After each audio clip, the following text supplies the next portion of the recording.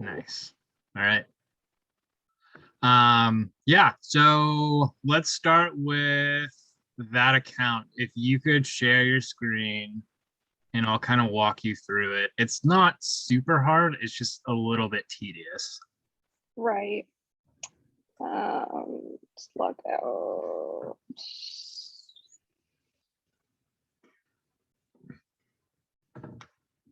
Okay, so at the end, he told me what the actual account was.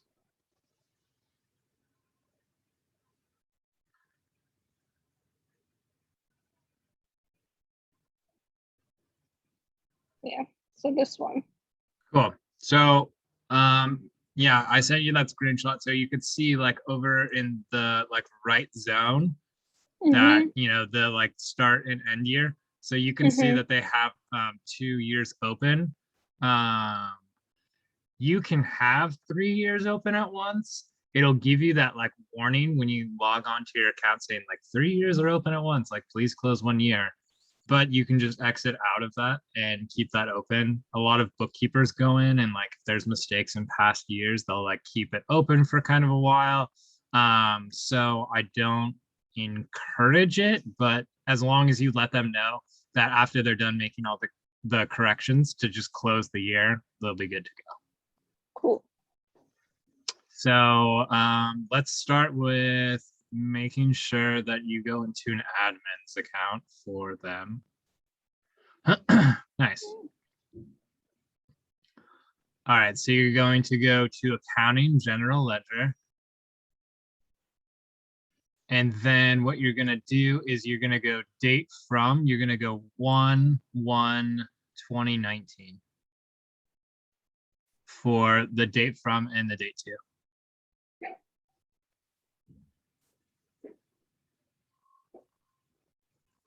And then you're going to go up to that journal drop down and select beginning balances. Okay, I typically, you don't have to do that, but it just makes it a lot easier because now it's only showing beginning balances. Wow, and there's not very many, which is great. So basically, you would want to, so if you're opening 2019 again, you have to clear the beginning balances because when you reopen 2019 and they go in and make the changes, and when they close 2019, it'll generate beginning balances for 2019, if that makes sense. Oh, gotcha. I think, wait, hold on. Let me pull it up in Slack because Brian kind of explained it in a very short amount of words, but it made the most sense. Hold on. Let me see here. Okay, so to open 2019, you would remove the amounts. Oh, I'm sorry, I already started you out wrong. It's Oh, it's 1/1/20. It's 1/1/2019 because when you open, I'm sorry, 1/1/2020 because when you open 2019 and then close it again, it'll generate beginning balances for 1/1/2020. So you have to clear the beginning balances in order to open 2019, if that makes sense. Oh, okay. So this should be 2020. 2020. Yeah, sorry about that. Oh, you're good. Okay, so then perfect. Okay, so then what you would do, typically if you scroll down to the bottom, I just change it to like the max amount, and there's only 34, so you're good. But usually there's a lot more. Mm-hmm. So let me kind of take you through how you do this. If you scroll up to the very top and select this ledger admin or editor, and then so this amount here, copy it and cut it. And then you're going to scroll down to where it says beginning balance here. And then you're going to space and then paste that amount in there. And then you're going to scroll back up to that where that balance was, and then the amount, and then you're going to put a 0 in there. And then you're in the check number field, you're going to put your initials. And then scroll down to the bottom and then you'd save it. You have to do that for every single one. So you would do, yeah, exactly. So you do that for every single one. That has like, see how some of those don't have a beginning balance. Those are the ones you can just leave alone. But everything that has a balance, you're gonna want to copy and paste it and do it exactly the same way as you were doing it, as I just showed you. Okay.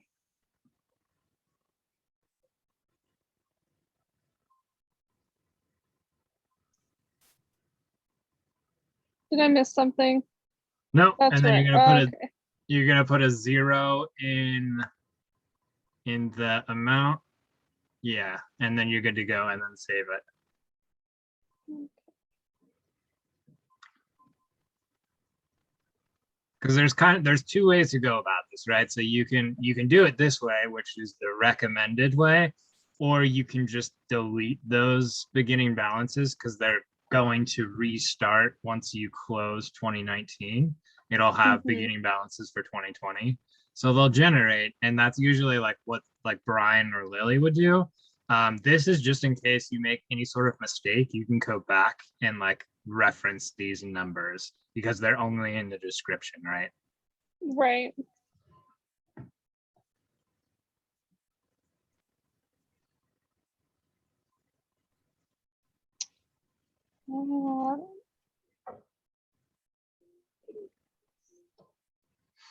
And then after a while, you kind of get in this flow, and then you're just mowing through them. You're just going.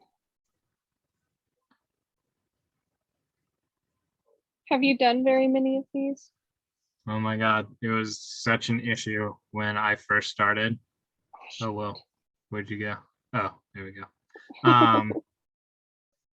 It was really bad because, like I said, when you closed the year, there was no like notification saying like, "Are you sure you want to close the year?" or like, "The year has been closed." So many people close the year without even knowing, and these were like huge firms that had like maybe, I don't know, close to like 80 different entries like per year. So it was bad. And then if they click it twice, it wouldn't give them any notification. So then they'd close 2 years, and then you'd have to do it for 2 years. Oh no. Yeah, it's a real nightmare. But I'm glad that I was able to do it because when users find out that like you know how to do this, it's like end all be all for them because they're able to like have their bookkeeper go in and look. Nice.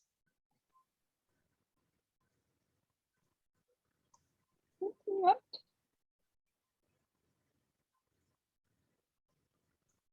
I wish I was on my PC. Are you on a Mac?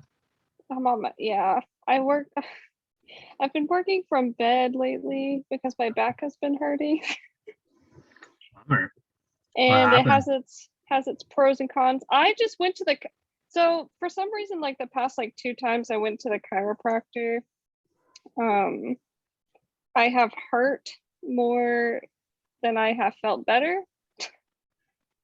Oh, And that's the so worst. yeah, so it's fine.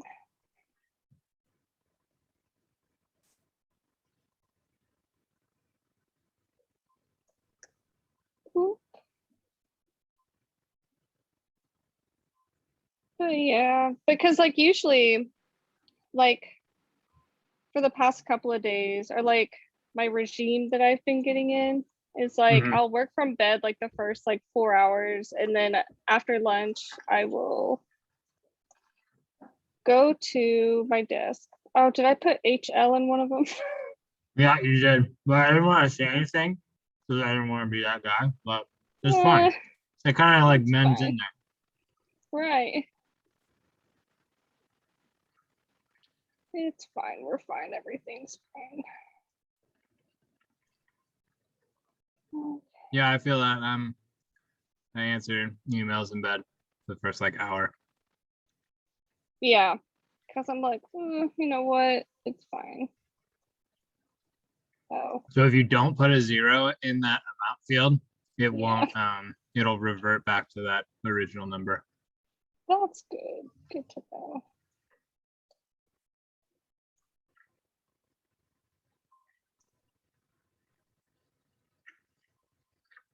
Okay.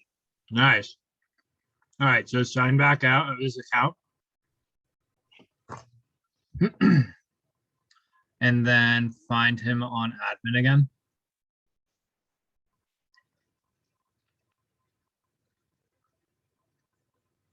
Oh, not Nick again. Have you talked to that guy on the phone? God, no. Oh, it's a real fun time. Oh, All right, so if you go back to that account detail.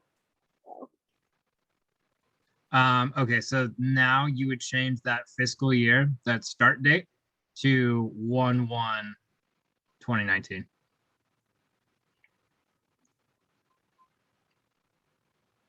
And then save. So now go back and I'll show you what I'm talking about when that banner comes up.